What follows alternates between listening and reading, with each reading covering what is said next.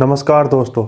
किसानों और सरकार के बीच छठी दौर की मीटिंग भी लगभग असफल ही रही, जहां पर केवल दो बिंदु जो कि मुख्य बिंदु नहीं थे उन पर बात बन पाई, लेकिन दो जो मुख्य बिंदु थे उन पर अभी तक कोई हल नहीं निकल चुका है। और दोस्तों, इसको लेकर 1 महीने से भी ज़्यादा हो चला है, लगभग 1 महीने से भी ज़्यादा हो गया है किसानों को रोड पर पड़े हुए आंदोलन करते हुए। जब नरेंद्र मोदी इलेक्शन की कैंपेनिंग कर रहे थे तो उन्होंने लगातार कहा कि अच्छे दिन आएंगे, अच्छे दिन आएंगे। मुझे तो लगता है कि किसानों के अच्छे दिन आ गए हैं, किसान रोड पर हैं। और इसी बीच दोस्तों, राहुल गांधी इटली चले गए, जिन्होंने बात कही थी किसान आंदोलन को ज्वाइन करने की। मुझे तो लगता है वो वहाँ से मशीन लेने गए हैं जिसमें एक तरफ से आलू डालो और एक तरफ से सोना निकलेगा। वो वही वाली मशीन इटली से लाएंगे और जिससे किसानों के अच्छे दिन आएंगे। दोस्तों, जुमलेबाजी तो बहुत होती है, सरकार और पक्ष विपक्ष दोनों करते हैं, लेकिन समाधान निकलना इतना आसान नहीं लगता। जहां पर जब अन्ना हजारे ने 2012 में जो मूवमेंट किया था जन लोकपाल बिल को लेकर, वहां पर अभी तक लोकपाल बिल नहीं आया है और केजरीवाल आराम से दिल्ली में सत्ता पर काबिज हैं, किसी को कोई फर्क नहीं पड़ता। दोस्तों, यहाँ पर हुआ क्या है, इन बिल में स्टॉक करने को सरकार की तरफ से अनुमति दी गई है। कोई कितना भी स्टॉक क्रॉप का कर सकता है, लेकिन ये अब से पहले अवैध था, कोई भी किसी भी चीज़ का स्टॉक नहीं कर सकता था। दोस्तों, किस तरह आप देख रहे हैं कि एक ही दिन में सरकार की राय बदल जाती है। सरकार कल को ये भी कहने लगेगी कि चोरी करना कोई अपराध नहीं है, उसको अपराध की श्रेणी से हटा दिया जाएगा। इसी तरह से दोस्तों, उन्होंने स्टॉक को हटा दिया है और कोई भी कितना भी स्टॉक कर सकता है। दोस्तों, होगा क्या, ज़्यादा स्टॉक होने से कोई भी एक व्यक्ति जो धनवान है वो चीज़ को स्टॉक कर सकता है एक पर्टिकुलर एरिया में, और जो क्रॉप की जो मूल्य है उसको वो मैनिपुलेट कर सकता है। जब क्रॉप को दोस्तों कुछ लोग इकट्ठा कर लेंगे, उसका स्टॉक कर लेंगे, तो दोस्तों होगा क्या, उसका बाजार में इन्फ्यूजन कम हो जाएगा और उसके जो है दाम बढ़ने लगेंगे। लेकिन जब दाम बढ़ेंगे दोस्तों, वही स्टॉक वाले व्यक्ति उस चीज़ को बेचेंगे और अच्छा मुनाफा पाएंगे। तो दोस्तों, इससे बचने के लिए पहले सरकार के नज़रों में यह एक अवैध था, लेकिन अब इस बिल में क्या कर दिया है कि कोई कितना भी स्टॉक कर सकता है दोस्तों। लेकिन मेरी राय में तो यह एक सही निर्णय नहीं है। और दोस्तों, यहीं पर सरकार बात कर रही है जमीन को लीज पर देने की बड़ी बड़ी कंपनियों को। कोई विवाद होता है तो उसमें डीएम लेवल पर बात की गई है उसको सुलझाने की। यहाँ पर दोस्तों, डीएम को, जो कि पहले वहाँ पर गांव का सरपंच हुआ करता था, कोई ना कोई गांव का आदमी हुआ करता था। दोस्तों, डीएम को खरीदने में आखिरकार कितना टाइम लगता है, पैसे के दम पर सब कुछ हो सकता है। जैसा कि आपने देखा था हाथरस के केस में, जहाँ पर डीएम साहब कह रहे थे कि 2 दिन बाद मीडिया यहाँ से चली जाएगी, फिर आपकी फैमिली का क्या होगा। याद करो दोस्तों, जो हाथरस रेप कांड हुआ था, वहाँ पर डीएम साहब मोबाइल में कैद किए गए थे, पकड़े गए थे, वो परिवार को धमकी दे रहे थे। तो दोस्तों, डीएम साहब का क्या पता कब क्या कहने लगे, वो उनको थोड़े से पैसे मिल जाएंगे, वो तो उनकी बात करने लगेंगे। अगर यहीं पर प्रधान जी हों, गांव के सरपंच हों या गांव के कुछ अन्य लोग हों, जब भी इसका निपटारा उस किसान के पक्ष में जा सकता है, नहीं तो 100% चांस है कि वह कॉरपोरेट की तरफ झुक जाएगा मामला। गांधी जी का सत्याग्रह, चंपारण में जो उन्होंने सत्याग्रह किया था, उसको याद कीजिएगा।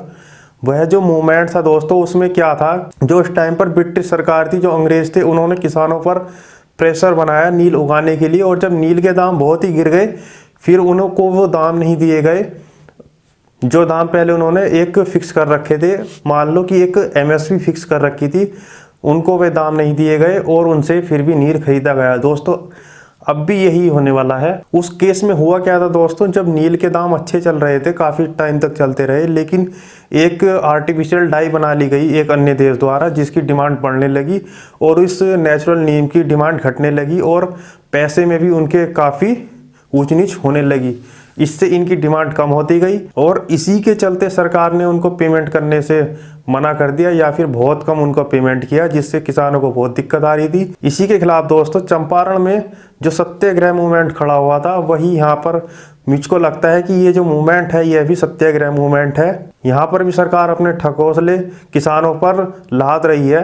और दोस्तों, याद करो कि जो चंपारण हुआ था वो पूरे देश में ना होकर केवल एक कुछ पर्टिकुलर रीजन पे हुआ था। इसी तरह अब भी एक पर्टिकुलर रीजन पर, जो कि पंजाब है, वहाँ पर हो रहा है, लेकिन इसका बेनिफिट पूरे देश को मिलेगा। दोस्तों इस आंदोलन की जो सबसे खूबसूरत एक पॉइंट रहा है वो रहा है अभी तक यहाँ पर कोई भी दंगे फसाद नहीं होना, क्योंकि सरकार को भी पता है अगर यहाँ पर दंगे फसाद होंगे और वो किस तरह से उन प्रोटेस्ट को दबा सकती है, और किसानों को भी अच्छे से पता है। तो दोस्तों इसलिए यह शांतिपूर्ण तरीके से हो रहा है। ऐसा नहीं है कि दोस्तों यहाँ पर असामाजिक तत्व नहीं आए लेकिन वो सफल नहीं हो सके।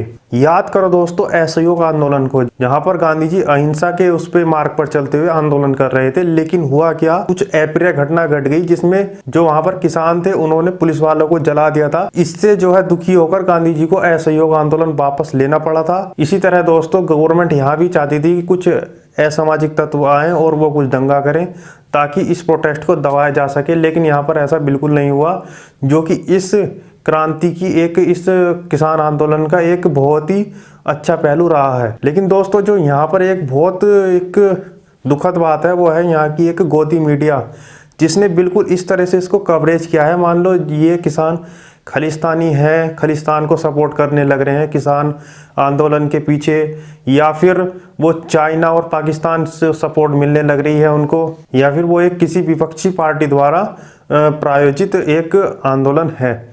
दोस्तों याद करो जो हाथरस कांड हुआ था, अगर वहां पर राहुल गांधी नहीं जाते, राजनीति वहां पर नहीं होती और वहां पर मीडिया की प्रेजेंटेशन नहीं होती, तो दोस्तों क्या लगता है आपको एक दलित युवती को वहां पर न्याय मिल पाता? दोस्तों कभी भी ऐसा नहीं होता। तो राजनीति और मीडिया का होना वहां पर जरूरी है।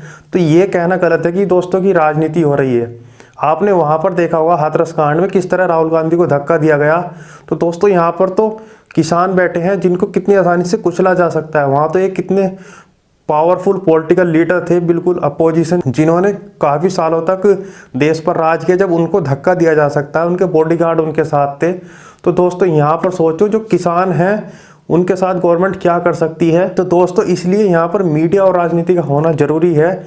यह कहना गलत है कि मीडिया और राजनीति से कोई फर्क पड़ता है, यह कहना गलत है कि मीडिया और राजनीति यहाँ पर नहीं होनी चाहिए। दोस्तों यह बिल्कुल होनी चाहिए, क्योंकि राजनीति से ही देश चलता है। दोस्तों यहाँ पर मीडिया अधिकतर तो इस तरीके से बिक चुकी है, जो कि बीजेपी जो करे वो अच्छा है और जो जितने भी एंटी उनके हैं वो सब कुछ बेकार है, चाहे उसमें किसान ही क्यों ना हो। अभी मैं हाल फिलहाल में जब अपना ट्विटर चेक कर रहा, मैंने वहां पर एक जी न्यूज का ट्वीट देखा जिसमें लिखा था यह किसान आंदोलन है या फिर एक मेला।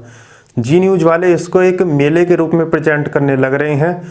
वहाँ पर वे दिखा रहे हैं किस तरीके से वहाँ पर खाना बनाया जा रहा है, किस तरीके से लोग वहाँ पर एसी में रह रहे हैं, किस तरीके से उनके लिए मेडिकल कैंप चलाए जा रहे हैं, किस तरीके से उनके लिए सारी सुविधाएं हैं। तो दोस्तों आज जमाना बदल चुका है। वो किसान नहीं है जो बिल्कुल जिसकी हालत जर्जर थी, आज थोड़ा अच्छा किसान है जो सोच सकता है और वह अच्छे तरीके से आंदोलन करने लग रहा है और इसके लिए उसने पूरे इंतजाम किए हैं। तो इसको यह कहना बिल्कुल गलत है कि यह एक मेला है, यहाँ पर किसान केवल एक इवेंट कर रहे हैं, यह एक प्रायोजित है, यह कहना दोस्तों बिल्कुल गलत है। और मैं आपको दिखाना चाहूँगा वह जी न्यूज का जो कुछ स्क्रीनशॉट हैं और उनके मैं आपको रिप्लाई भी दिखाना चाहूँगा दोस्तों, किस तरीके से जनता फ्रस्ट्रेशन में है, किस तरीके से जनता उनके अगेंस्ट है। केवल कुछ लोग ही ऐसे न्यूज चैनलों के साथ खड़े हैं जिनकी मात्रा अभी फिलहाल अधिक है, जिनकी दोस्तों नैरो सोच है, नैरो माइंड वाले हैं वे लोग। लेकिन जल्द ही दोस्तों जब हमारी युवा पीढ़ी ये परिपक्व होगी तो इसको समझ आ जाएगी।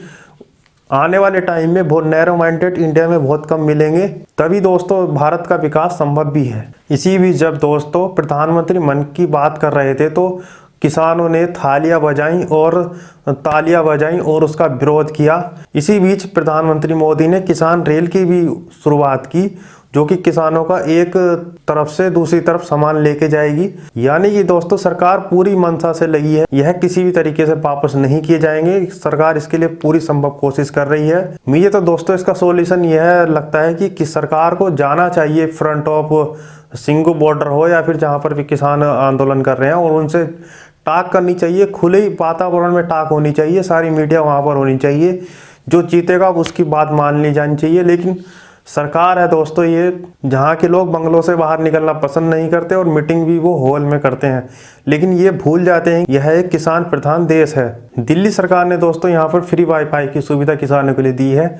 मुझे तो लगता है दोस्तों किसानों को यहाँ पर बिल्कुल मना कर देना चाहिए थी कि उन्हें किसी भी पॉलिटिकल पार्टी से कोई सहायता नहीं चाहिए, जो कि अभी तक रहा है, जो कि अभी तक दिखाई दिया है कि किसानों ने कोई भी पॉलिटिकल इसमें पार्टिसिपेंट को मना कर दिया है कि वो यहाँ पर भाग ना लें। जिससे होता क्या दोस्तों, यह एक जिसको कहा जाता है मीडिया द्वारा और समाज द्वारा, यह एक पॉलिटिकल एजेंडा है जिसको उखाड़ फेंकना बहुत आसान हो जाता है, लेकिन किसानों की समझदारी से यह नहीं हो पाया। दोस्तों यह अपने में एक अनूठा आंदोलन है जहाँ पर लोग जहाँ पर किसान लोग सरकार के खिलाफ तो प्रोटेस्ट कर ही रहे हैं, यहीं पर अंबानी और अडानी कॉरपोरेट जगत के खिलाफ भी विरोध प्रदर्शन कर रहे हैं, क्योंकि किसान ये मानते हैं कि अंबानी और अडानी ही सरकार को चलाते हैं, और जब ये तीनों बिल पारित हो जाएंगे तो अंबानी अडानी उनकी ज़मीनों पर उनका कब्जा हो जाएगा, वही कॉन्ट्रैक्ट फार्मिंग वहाँ पर कराएंगे, सबसे ज़्यादा फायदा उनको ही होगा। इसके चलते पंजाब में 1500 से लेकर 1600 के आसपास जो टावरों को डिस्टर्बेंस किया गया,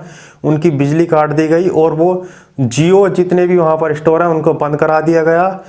काफ़ी ज़्यादा वहाँ पर किसानों के बीच में, लोगों के बीच में गुस्सा है। दोस्तों कुछ राज्यों ने इसको अपने यहाँ पर बिल पारित करके इसको बाईपास करना भी शुरू कर दिया है, जिसमें दिल्ली, पंजाब, राजस्थान, छत्तीसगढ़ और केरल 5वां राज्य बन गया है जिन्होंने अपने यहाँ पर इन तीनों बिलों को बाईपास कर दिया है। आज के समय में कुछ ऐसे प्लेटफॉर्म बचे हैं जिन पर आप अपने मन की बात रख सकते हैं, जहाँ पर आपको रियलिटी देखने को मिल जाएगी।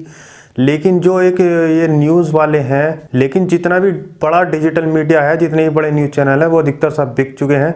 इसलिए दोस्तों यूट्यूब, ट्विटर, फेसबुक, यहीं पर आपको रियल असली कंटेंट देखने को मिलेगा। और मुझे लगता है अगर इसी तरह से इंडिया की डेमोक्रेसी इस तरह से डाउन होती रही तो आने वाले टाइम में यह भी यहाँ पर भी चाइना की तरह रूल थोप दिया जाएगा कि no YouTube, no Twitter, no Facebook.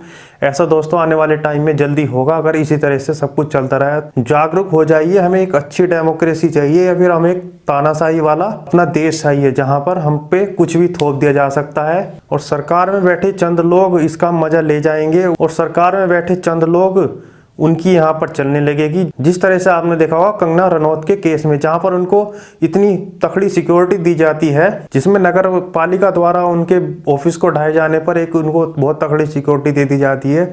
इसके उलट अगर किसी का रेप हो जाए तो उसको हमारी पुलिस बिल्कुल भी सिक्योरिटी नहीं दे पाती है। इतना ही नहीं, उसके खिलाफ रिपोर्ट करने में भी पुलिस रिश्वत लेकर बैठ जाती है। तो इस तरीके का हमारा समाज चल रहा है। दोस्तों आइए हम सबको उठना होगा और अपने समाज को स्ट्रॉन्ग बनाना होगा और अपनी नैरो सोच को बदलना होगा। म्यूटेशन दोस्तों जरूरी, जिस तरह से हाल ही में भी एक कोरोना वायरस का नया स्ट्रेन खोजा गया है जो कि एक म्यूटेशन है कोरोना वायरस का, उसी तरह दोस्तों अच्छे म्यूटेशन बहुत जरूरी है। आपको अपनी नैरो सोच बदलनी चाहिए, जब ही देश का भला हो सकता है, जब ही देश आगे बढ़ सकता है। इसी के साथ दोस्तों मैं इस वीडियो को यहीं पर ख़त्म करूंगा। और दोस्तों नया साल आ चुका है, तो दोस्तों नए साल में अच्छे अच्छे चेंजेस लाइए, अच्छी थिंक रखिए, अपने अच्छे गोल रखिए। लेकिन दोस्तों एक चीज़ मैं आपसे जरूर कहना चाहूँगा, जब हिंदी का नया साल आता है उसको सब भूल जाते हैं और इंग्लिश के जो नया साल होता है वहाँ पर सब सेलिब्रेट करते हैं।